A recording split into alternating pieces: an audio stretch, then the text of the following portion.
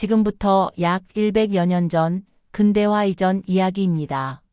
전라도 탐진현 까치내라 부르는 작천골의 야흥리에서는 마을 앞을 흐르는 금강천의 물을 담아 농사에 사용할 보를 수년에 걸쳐 설치하고자 공사 중이었습니다. 월출산에서부터 흘러내리는 이 하천의 폭은 70 내지 80여 미터로 상당히 넓어 매년 보를 쌓는 중에 꼭 한 번은 비가 내려 하천물이 범람하면 보가 터지기 일쑤여서 여간해서 보를 완성하기 어려웠습니다.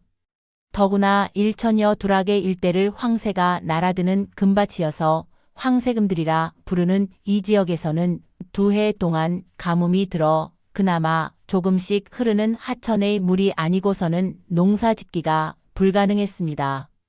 흉년이 들어 소작농이 대부분인 마을 민심은 흉흉해져서 고향을 등지거나 멀리 남해 안 바다로 가 고기잡이 일을 해 생계를 유지해 가고 있었습니다.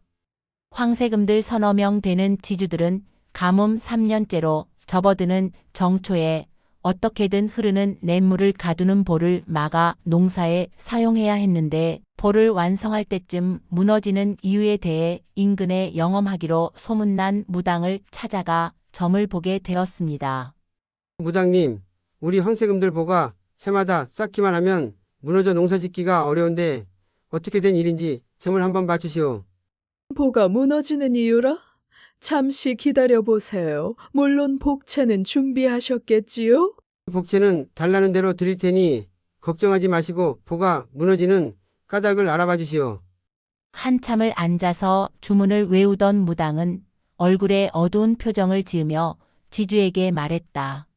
지주 양반, 여기 황새금들 지신이 점괘를 보는 중 나타나 보가 터지는 이유에 대해 말하는디 이곳 주민들의 정성이 부족해 하늘이 내리는 벌이라며 보를 완성하려면 지신제를 성대히 지내면 물론 제물로 어린 동자의 피가 필요하다고 말했습니다요. 동자의 피라 장가도 안 간 어린 자식을 제물로 바쳐야 한단 말이오. 예, 이제 갓 젖을 땐 어린 사내 아이를 보가 쌓아지는 뚝에 생매장해야 보가 무너지지 않을 거라 말했습니죠. 그렇지 않으면 올해도 가뭄이 계속되며 마을에 기근이 들어 아사자가 속출할 거라 했습니다. 어린 자식을 생매장하기 위해 내놓을 부모가 어디 있으라고. 사람으로선 하기 힘든 어려운 일이로구먼. 그리 아시고 재물이 정해져 지신제를 지내려면 때 보름날 달이 뜨기 전 어둠이 내리기 전에 보 인근에 성대한 제사를 지내고 굿이 끝나는 시점에 동자를 바로 보의 뚝에 묻어야 합니다. 알겠소. 내 마을로 가서 촌장을 비롯한 소작인들과 인원에 제사 여부를 알려주리라. 지주들은 마을의 원로인 촌장을 찾아가 점괘에 나온 내용을 이야기하며 지신에 대한 제사와 제물로 바쳐질 동자에 대해 의논하기에 이르렀다. 이어 야흥리 촌장은 소작인이 대부분인 마을 주민들을 모아놓고 회의를 하며 난세로다. 하늘도 유분수이지 맑은 하늘이 비는 안 내리고 보에 아이를 바치라고 하니 어떻게 제물로 쓰일 동자를 정하면 좋겠소? 촌장님, 어디 그런 정계가 나왔다고 해서 아이를 산채로 묻는단 말이오? 그 정계는 무시하고 올해도 그냥 보를 쌓자니께요. 제 생각인데 만약 동자를 바치지 않으면 마을에 더 큰 가뭄과 재앙이 닥쳐온다고 하니 안 믿을 수도 없고 애들이 서당에 갈 때인 6살을 안 넘긴 사내 아이가 있는 집은 부모가 제비뽑기를 하여 동자를 정하더라고요. 그 보상은 보가 쌓아져 제일 큰 이득을 보는 지주들이 한 200석 내기로 하고요. 당시 백미 200석이라 하면 논 12락에서 생산되는 양이라 이를 않고도 수년은 먹고도 남을 만한 쌀이었다. 그러면 제물로 바쳐질 사내 아이가 있는 집들은 제비뽑기로 그 아이를 결정하고 동자의 몸값은 지주들과 논의해 정하는 걸로 하며 동자가 없는 집에서는 지신에게 바치는 다른 제물을 준비하도록 합시다. 실상 제물로 쓰일 동자를 정하는 의견은 정해졌으나 이 제비뽑기 하는 방식에는 사내 아이를 가진 부모들의 의견이 분분해 차일피일 미루고 있었다. 그러던 어느 날 소문을 듣고 나 씨라는 남자와 3살쯤 되어 보이는 사내 아이를 업은 여인이 나타나 촌장을 찾았다. 촌장 어른, 보에 제물로 쓰일 동자를 구한다기에 아이를 데리고 왔습니다. 그래, 사내 아이가 틀림없소. 이름과 나이는 어떻게 되시오? 얘 성은 한가이고 이름은 갑이라 합니다. 한갑이라 부르죠. 나이는 올해 3살이고요. 저 아이를 업고 있는 어미가 낳은 자식이 틀림없습니다. 저는 성이 나시인 바 아이의 계부인 셈이죠. 어려운 결정을 한 것 같소. 이만. 그래, 원하는 게 무엇이오? 한 생명을 바쳐 생매장하는 것이 인륜 대사에 어긋나는 것인 줄 아옵니다만 아이 목숨 대가로 백미 200석에 상당하는 금액 1천냥을 돈으로 주십시오. 이 흉년에 어디서 1천냥을 구한단 말이오? 한 500냥 정도 하면 어떠겠소? 안 됩니다. 이 볼을 막아 이득을 보는 지주들에게 250냥씩만 거둬도 1천냥은 될 겁니다. 그러니 1천냥에서 한 냥도 깎을 수 없습니다. 촌장은 하는 수 없이 지주들을 소집해 한 지주당 250냥씩 내기로 의견을 모았다. 이후 촌장은 나씨를 불러 지신에게 지내는 제사는 이번 보름날인 모레하오에 지낼 것이며 동자를 깨끗이 씻기고 옷 매무새를 단정히 하여 모레 오후 3시까지 볼을 쌓는 냇가로 데려오시오.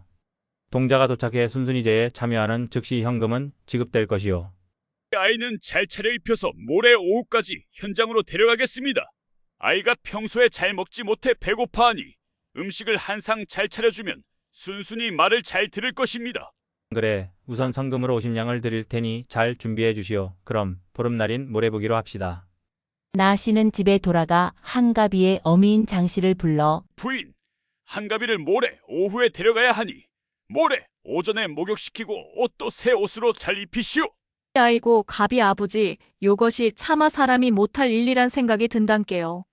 아무리 우리가 가난해서 굶주려도 한갑이 하나는 먹여 살려야 하는디 나중에 어떤 천벌을 받을란가 모르겠소. 걱정하지 말어. 촌장 어른이 1천냥 주기로 했으니깐 그 돈을 받으면 이 마을을 떠나 멀리가 살더라고. 인혁은 몰라도 내가 낳아 기른 아이인데 그까짓 돈이 무엇이다요. 그 약조를 물리면 안 되나요? 거참, 그 돈이 없으면 논밭이 없는 우리 셋은 굶어 죽어 셋이 굶어 죽는 거보다 아이 한 명 희생되는 게 순리. 이제 아이는 또 낳으면 되는 것이요. 아이고 돈이고 뭐고 저도 한갑이랑 같이 죽고 싶구만요. 아이가 들으니깐 우리 얘기는 그만하고 우리도 모레 저녁 여기를 떠날 준비를 합시다. 나씨 부부는 돈 1천냥에 눈이 어두워 뜬 눈으로 밤을 지새우며 보름날이 오기를 기다렸다. 제사 당일 한가비 어머니는 아이를 깨끗이 씻겨 새 옷으로 갈아입히고 한가비에게 말하기를 한갑아, 오늘 마을 제사가 있어. 저기 냇가에 엄마랑 같이 가자. 거기 가면 제사 음식 배부르게 먹고 한가비를 앞으로 잘 살게 해줄 거요. 엄니 거기 가면 만난 거 먹어요. 응, 그러니 배가 고파도 조금만 참아라곤 맛있는 거 많이 먹게 해줄게. 알았지요. 그러면 어서 가요. 어머니는 이제 갓 말문이 트인 한가비를 업고서 소리 없는 눈물을 하염없이 흘리며 무당굿이 열리는 냇가 제사 현장으로 향했다. 나씨, 아이는 잘 데려왔는겨? 네, 보다시피 지 어미의 등에 업혀 잘 데려왔구먼요. 그려 수고 많았구만. 아이는 이제 우리에게 맡기고 나머지 이 돈 950냥을 받아가더라고. 어머니의 등에서 내린 한가비는 눈물을 흘리는 어머니를 보며 엄니 왜 울어요? 나 저기 가서 만난 거 많이 먹고 올게요. 그래, 알았다. 엄니는 잠시 마을에 갔다 올 테니께 어른들 말 잘 듣고 있어라. 이것이 한가비와 어미가 나눈 마지막 대화였다. 한가비는 잘 차려진 음식을 받아 배부르게 먹으며 어머니가 빨리 와 같이 먹기를 기다렸지만 어머니는 아무리 기다려도 오지를 않았다. 촌장과 마을 소작인들은 식사를 마친 한가비를 보에 한가운데 뚝으로 데려가 여기에 네 엄니가 기다리고 있다. 라고 하면서 뚝에 깊이 판 구덩이로 한가비를 밀어 넣었다. 한가비는 구덩이에 떨어져 어미를 찾았으나 아무도 없자 눈물을 흘리며 큰 소리로 어미를 불렀다. 흐흑흐흑 엄니 나 꺼내어줘. 이 말을 들은 소작인들은 각자 삽을 들고 흙을 퍼담아 구덩이를 메꾸어 나갔다. 한가비는 흙이 차올라 꼼짝할 수 없게 되자 흙을 뿌리는 어른들과 어머니를 원망하며 통안에 눈물을 흘리면서 숨을 거두었다. 한편 나씨는 돈을 받아들고 확인 후 부인 장씨의 손을 잡고 급히 현장을 빠져나갔다. 하천가의 구판이 멀어지고 보가 안 보일 때쯤 나씨는 나씨들 자작일 촌인 윗동네의 마을을 떠나 산길을 걸어 이웃 고을로 향하고 있었다. 그러나 때마침 하늘에서 검은 구름과 함께 바람이 이들 머리 위로 몰려오더니 동전 꾸러미가 든 자루를 메고 가는 나씨 부부에게 뇌성과 함께 벼락이 내리쳤다. 벼락을 맞은 나씨 부부는 그 자리에서 즉사하였으며 동전 꾸러미는 땅에 파묻혔다. 이후 나씨가 살았던 야흥리 윗동네는 차츰 사람들이 뿔뿔이 흩어져 나가 패망의 길을 걸었다. 그래서 그 동네를 남한골이라 불렀다.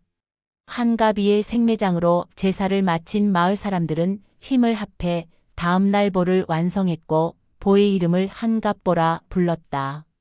이어 마을 사람들은 한두 명씩 모여들어 지난 밤에 나씨 부부가 벼락을 맞아 사망한 것을 알았다. 소작인들은 나씨 부부가 벼락을 맞은 장소를 찾아 돈 꾸러미를 찾았으나 땅에 묻혀 발견하지 못했다. 나중에 이곳을 지나는 초동들이 나씨 부부가 벼락 맞은 땅을 막대기로 파면 불에 탄 엽전들이 발견되었다고 한다. 한가비가 묻히어 보가 완성된 황새금들 일대는 수일간 비가 내려 봇물이 많이 모였고 농사 짓는데 적절히 활용되었다. 하지만 비가 내리려고 하는 전날 밤에는 한갑보에서 어린아이의 울음소리가 구슬피 들려왔고 마을 사람들은 한가비의 원곡성이라며 무서워 밤에 잠을 이루지 못했다.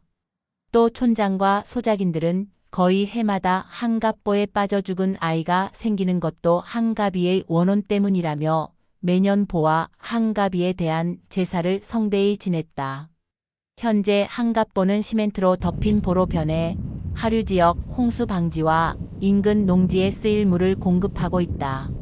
이는 무지와 탐욕에 얽힌 한 아이의 생매장에 대한 이야기로 기록되어 지금까지 전해지고 있다.